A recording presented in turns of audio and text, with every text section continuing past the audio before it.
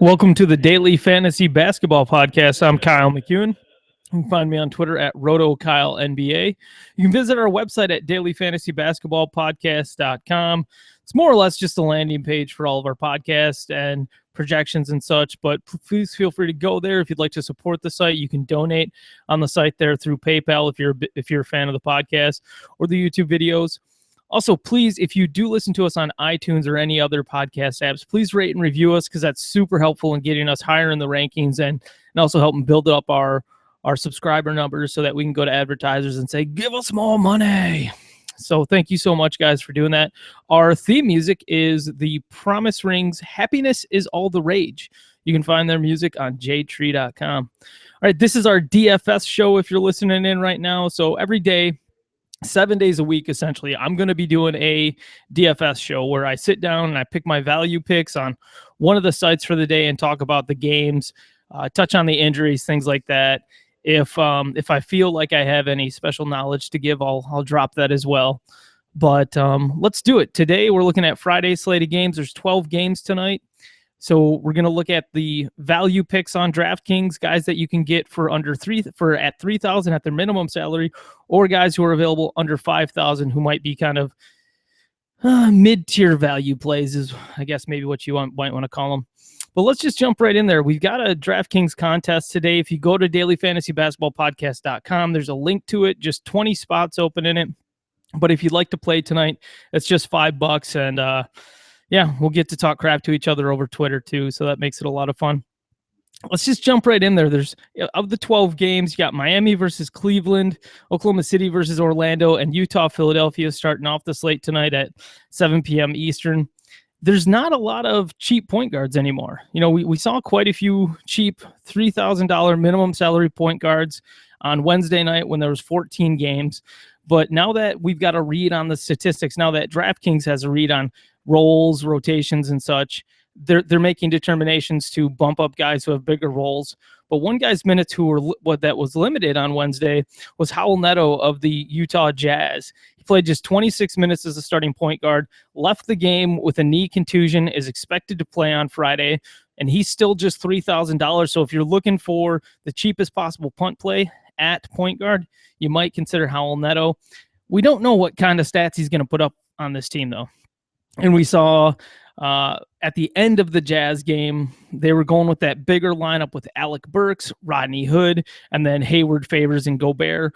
So it's possible we end up seeing that lineup a lot, and Howell Neto becomes kind of just a role player who happens to be a starter. But if you're looking for a punt play for those tournaments, you could consider using Neto.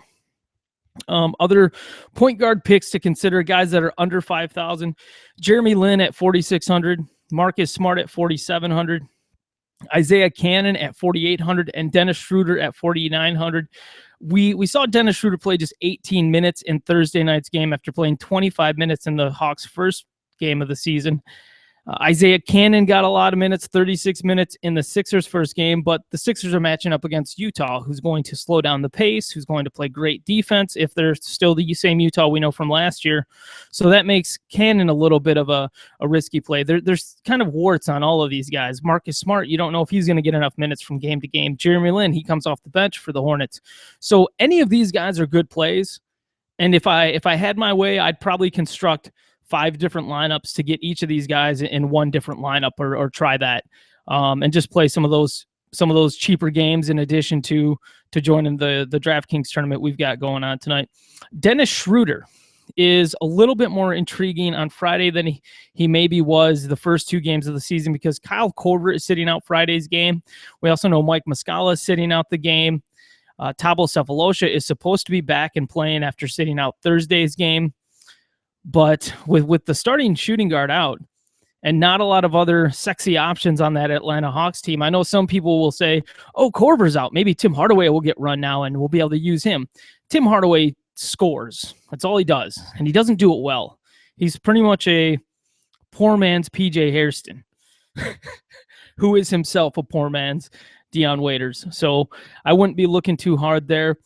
If you're talking about the elite point guard picks, you know, guys who are over 5,000, you could start considering looking at a guy like Emmanuel Mudiay, but you have to weigh in his turnovers in addition to the 9 assists that he got in his first game in the NBA, because Mudiay got 11 turnovers. You get deducted a half of a point for turnovers on DraftKings. So you got to take that into consideration. Don't only look at the positive stuff.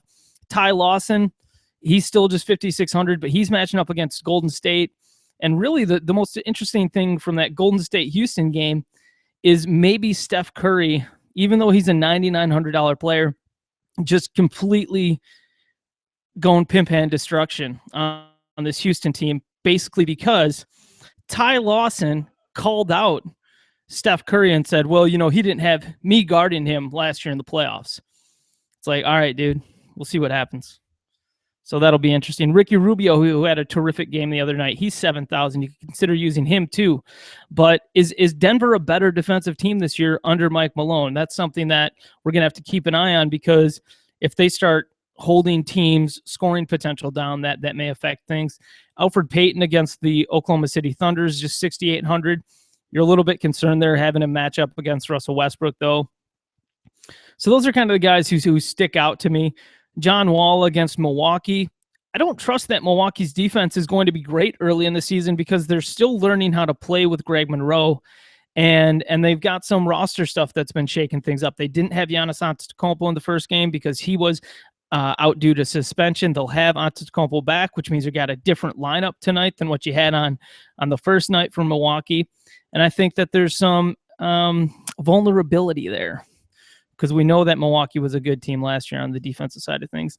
Let's shift over and look at the shooting guards. $3,000, guys who are minimum salary players at shooting guard, I would consider using Mario Hezonja. Now, this is from the perspective that he played, I believe, 24 minutes in their first game. And we also saw Scott Skiles say that he seriously considered starting Hezonja in the first game of the regular season at small forward. What I'm doing is I'm waiting until they announce the Orlando Magic starting lineup. If they start Hezonja, I'm using him. If they start Aaron Gordon, I'm going to go spend $4,400 on Aaron Gordon at small forward, and I'm going to throw Aaron Gordon in there into at least one of my lineups. So keep an eye on Hezonja. If he gets minutes, you can consider using him. Other guys who are under $5,000 that you can consider using at shooting guard on DraftKings, Nick Stauskas is 3,300. He's supposed to be back and playing. Don't know if he's going to start. If he's starting at shooting guard, I'm going to feel a lot more comfortable at using Stauskas, and I'll throw him into a lineup or two. Gary Harris at 3,400.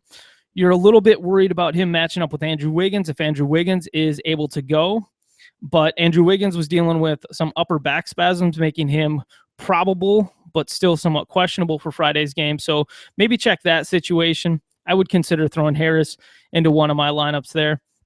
Gerald Green at 3,800. He was the first shooting guard I threw into a lineup, because I think regardless of whether or not Miami has a big game or a blowout, they're going to, the first guy off the bench, or probably the most minutes off the bench on most nights, is going to be Gerald Green. Might have a little bit of contention with Justice Winslow, but Justice Winslow isn't going to put up those gross scoring totals that you can see Gerald Green do in limited minutes.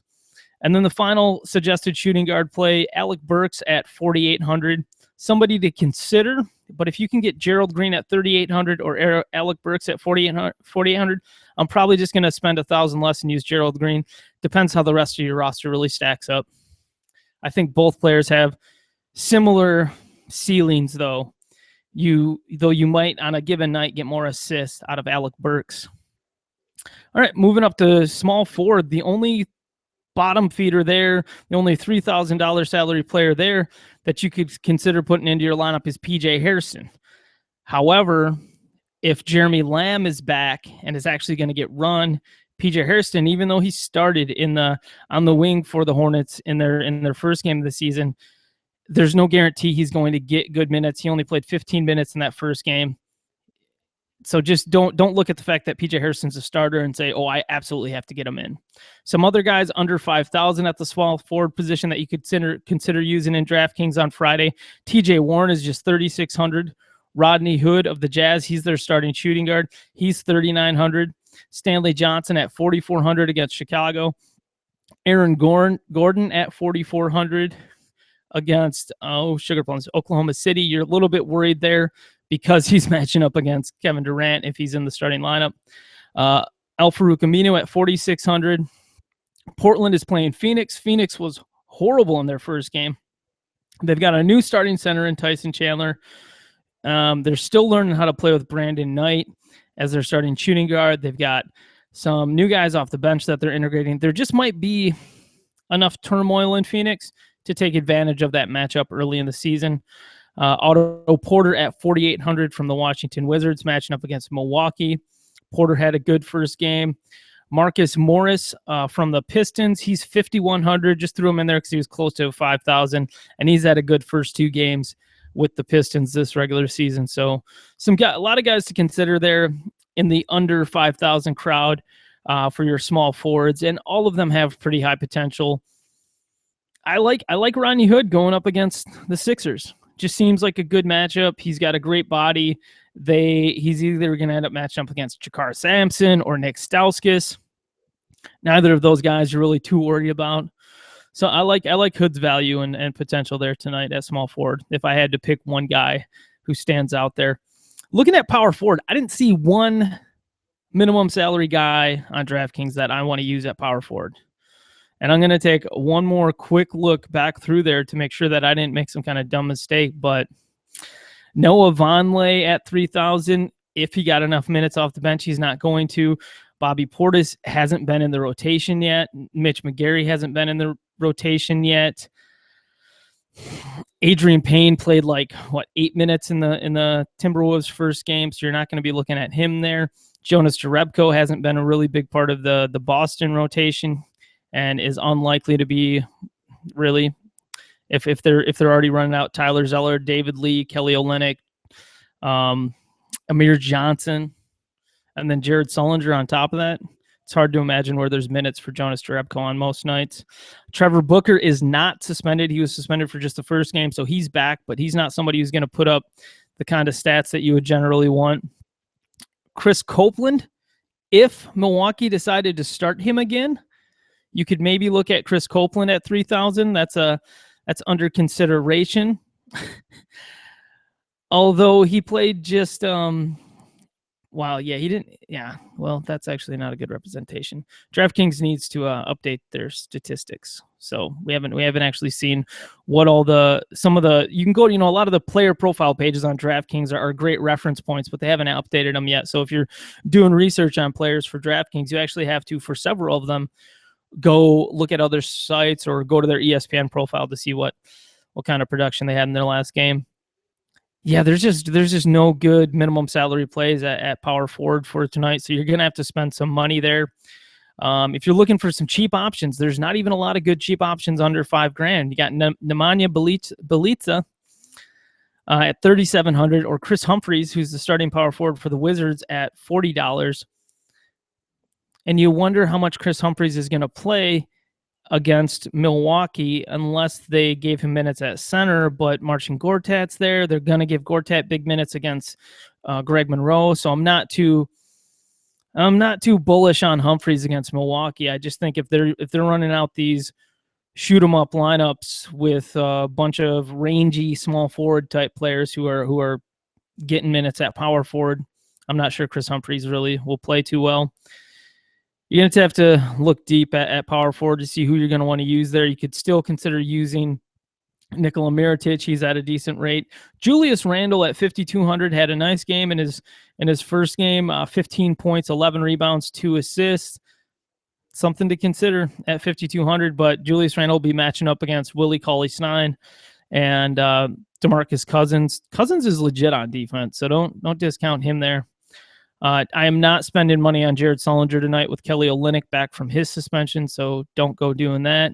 Nikola Mirotic has only gone up $200, which is just $6,600. If you play on DraftKings, especially early in the season, something I like to do, go and sort by the fantasy points per game column and then see who you can get who's had the... Now, here's the thing. This is kind of something that I wouldn't do later in the season, maybe. But you don't necessarily want to chase points, but this is early in the season. There's new guys stepping into new roles for a new year, and it's possible that some of these guys who are blowing up will continue to blow up all season. This is just who they're going to be now. So I like taking a look through and seeing just, okay, fantasy points per game on DraftKings, sort that column. Power forward, Greg Monroe had 55 DraftKings points in his first game. He's still at a $7,700 salary.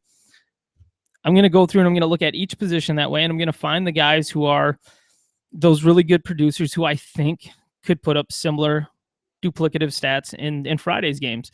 And if I see that potential, I'm going to consider using them. Nerlens Noel playing against Utah. I don't like the pace of Utah. I'm worried about the rim protection there with Rudy Gobert against Nerlens Noel. Now, granted, Gobert is probably going to spend most of his night matched up on Okafor, but that's another thing. Okafor had such a great game in his regular season debut as a rookie with the Sixers, but he's matched up against Gobert, the best defensive center in the NBA, according to so many metrics. So that's going to cause me to likely stay away from a lot of these Philadelphia front court players on Friday night. Something to consider there. All right, let's look over at the center position and talk about the value picks that you can get there. Willie Cauley-Stein is going to be moved into the starting lineup against the Lakers on Friday. So you can consider using him at 3,000. Just don't be surprised if he doesn't play enough minutes, even as a starter, to be relevant for you or to match your value of your even modest $3,000 investment in him. All right, other guys under 5,000 that you could consider using at center on DraftKings for Friday. Steven Adams at 3,900. He played just over 29 minutes in the first game. I believe we saw Enes Kanter get about 24 minutes off the bench. So you'll love the minutes that you're getting out of Steven Adams. If he's going to play 30 minutes, there's going to be some nights he puts up good stats. He's going to get you a double-double. There's going to be a lot of nights, though, where he underwhelms. He's not the best per-minute producer in the world. So Steven Adams is somebody, if you're filling out the rest of your lineup, you need to get someone in at center. You only got 3,900 left. That's who I'd go with. Joffrey Laverne from the Denver Nuggets. He started at center for their first game of the season. He played just 21 minutes, but he put up over 20 DraftKings points. So if you're getting about 5,000, I think, out of every 5 points out of every 1,000 you spend, I think you're doing okay. So Joffrey Laverne at 4,200 is interesting. And then Myers Leonard at 4,500. You like him much better matching up against Markieff Morris and the Phoenix Suns than you do seeing Myers Leonard match up against Anthony Davis like he did in the Portland Trail Blazers first game of the season. So I'm highly considering, and I'm going to use Myers Leonard in at least a few of my lineups. So that's pretty much it for the day. Thank you so much for listening to the Daily Fantasy Basketball Podcast DFS show. This is episode 4 for us. I'm going to try and make this 7 days a week. There will be the occasional off day for me because I choose to, and because and I don't mean to have that feel disingenuous or anything, but we all need days off sometimes. So I love you guys, and thank you so much for listening. You can visit us at dailyfantasybasketballpodcast.com. You can talk to me on Twitter at RotoKyleNBA. Please sign up for our DraftKings podcast contest tonight. It's just $5, 20 spots open there. You can go to dailyfantasybasketballpodcast.com to check that out. You can also donate on the site. And as always, please rate and review the podcast on iTunes, Stitcher, and all of your podcast apps, because that is amazingly helpful. And I wish I could hug you all and say, thanks, man. Thanks for rating and reviewing us, because it's helping out a whole bunch. All right, dudes, we will see you tomorrow. Love you. Have a good one. Talk to you later. Enjoy the music.